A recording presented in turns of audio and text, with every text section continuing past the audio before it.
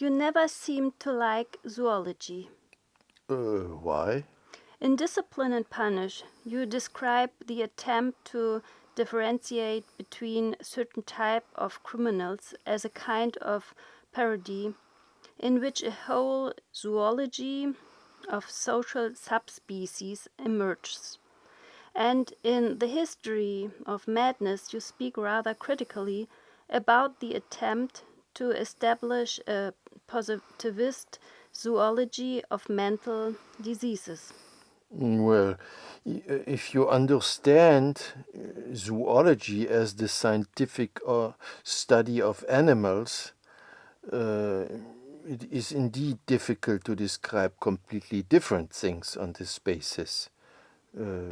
For example, sociological or psychological phenomena. Uh, but I found zoology as such very interesting. Oh, yeah? Yeah, sure. In the order of things, I dedicated a whole section to one of the most famous zoologists of his time, Georges Cuvier. I don't think anyone knows him anymore. Cuvier was one of the most famous zoologists of the late 18th and early 19th century. Um, he systematized thousands of animals by no longer focusing on external characteristics but on the internal organization of the living body. Well, this is precisely what led to grotesque errors, because Cuvier believed he could reconstruct an entire organism from a single jawbone. Moreover, he always argued against the idea of evolution. It's perhaps a bit short sighted because through all the bones and teeth that Cuvier collected, organized, and compared and examined, he drew attention to the respective function that an organ fulfills in the living body, on the one hand, and on the other, he related these functions back to the environment in which the organism existed. This was a decisive step towards a biology in the modern sense. It is no doubt true that in Cuvier's time there did not yet exist a history of living beings such as was to be described by evolutionism.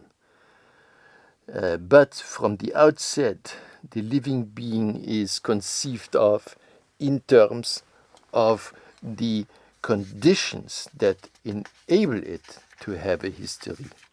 Then I understand your aversion to zoology.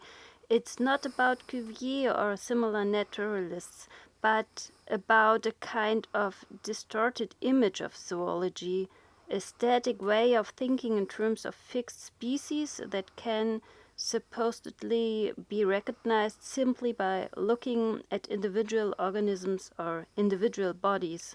Exactly. To come back to the beginning, what is missing is the attempt to think the phenomenon of the criminal or the madman together with the conditions that would allow these figures to actually have a history. The respective conditions of existence, their becoming and their potential for development, all of this definitely belongs in the picture.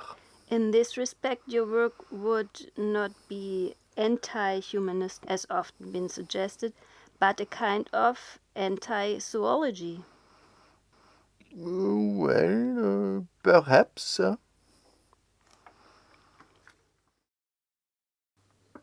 What were you talking about? Humanism, zoology? I thought we were all puppets. Of course, you crazy cat.